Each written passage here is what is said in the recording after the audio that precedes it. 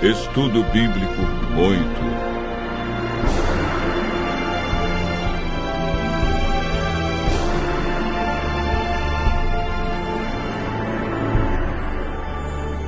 8. O milênio.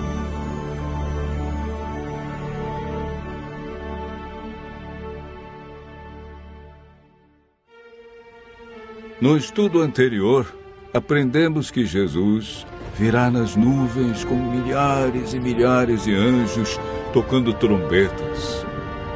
A Bíblia diz que ele vem de maneira visível, literal, e que todo olho o verá.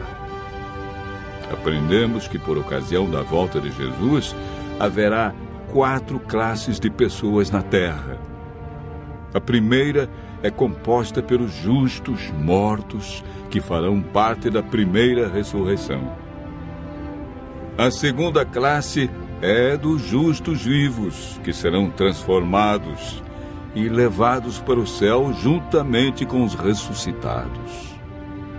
A terceira classe é formada pelos ímpios mortos, que permanecerão na sepultura.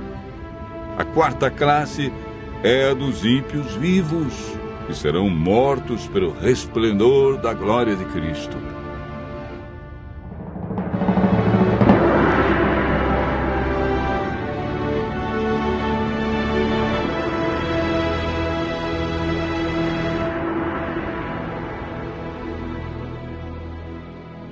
Hoje vamos aprender um pouco mais sobre o milênio.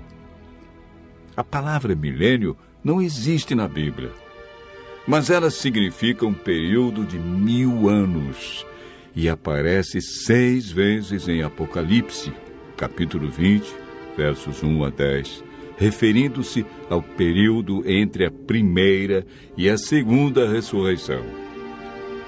Sabemos que durante esse período, os justos estarão com Cristo no céu. O que eles estarão realizando? Como ficará a terra durante os 1000 anos? O que acontecerá no final desse período? Durante o milênio, os salvos participarão do juízo chamado juízo de comprovação. Sobre esse assunto, o apóstolo João escreveu no Apocalipse, capítulo 20, verso 4. Vi também tronos, e nestes sentaram-se aqueles aos quais foi dada a autoridade de julgar. Vi ainda as almas dos decapitados por causa do testemunho de Jesus, bem como por causa da palavra de Deus, tantos quantos não adoraram a besta, nem tampouco a sua imagem, e não receberam a marca na fronte e na mão, e viveram e reinaram com Cristo durante 1000 anos. O apóstolo Paulo, em 1 Coríntios, capítulo 6, versos 2 e 3, afirma: Ou não sabeis que os santos hão de julgar o mundo? Ora, se o mundo deverá ser julgado por vós, sois acaso indignos de julgar as coisas mínimas? Não sabeis que havemos de julgar os próprios anjos? Quanto mais as coisas desta vida.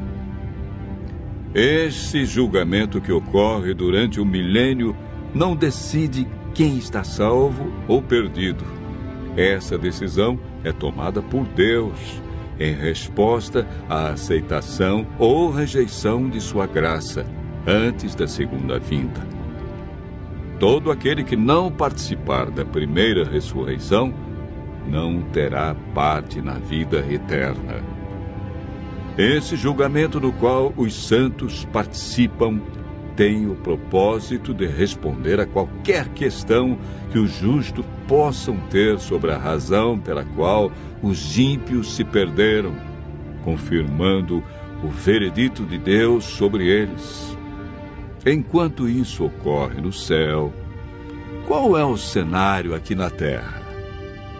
O profeta Jeremias, no capítulo 4, versos 23 a 26, e capítulo 25, verso 33, responde da seguinte maneira: olhei para a terra, e ei-la sem forma e vazia.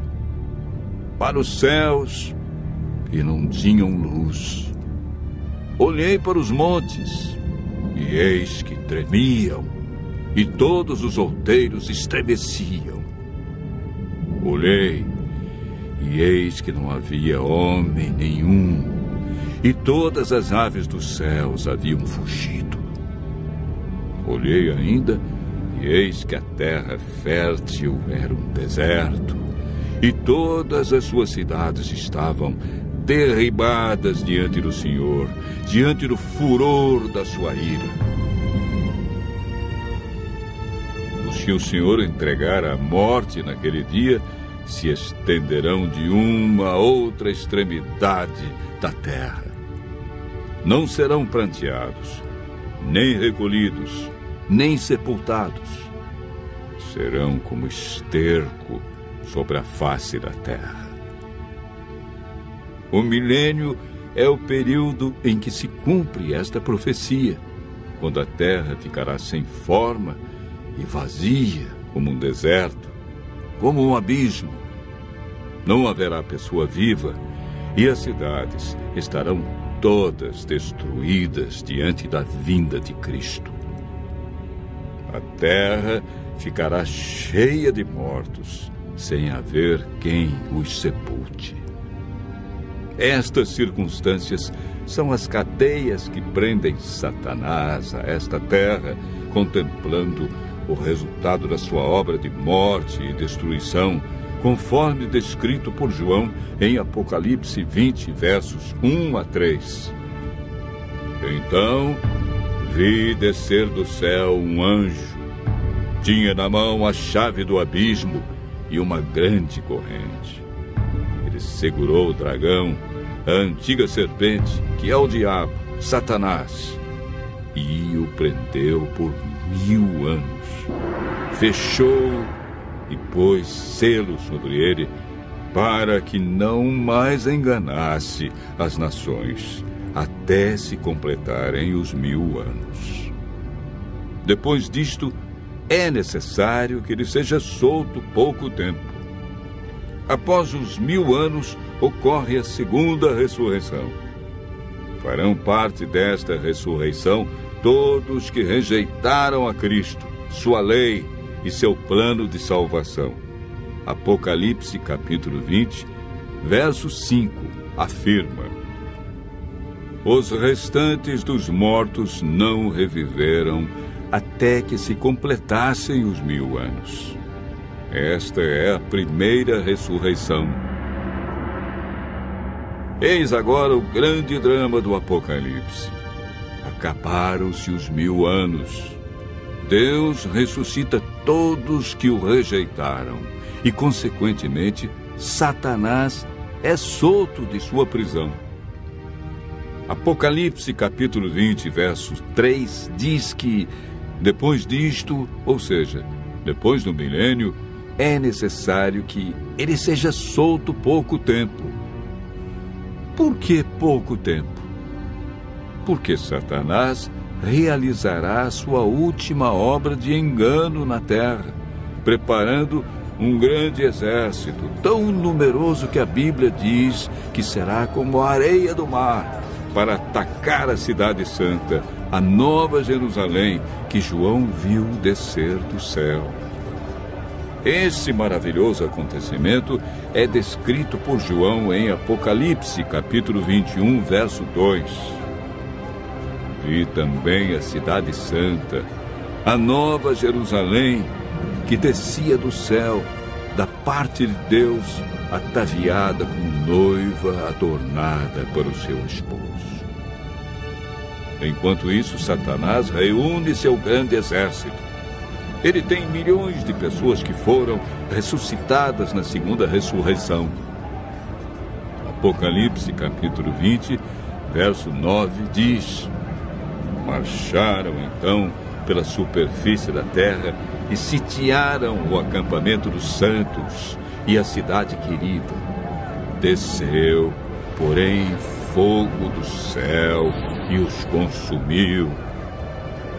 O fogo que destruirá Satanás e os ímpios purificará a terra da poluição do pecado.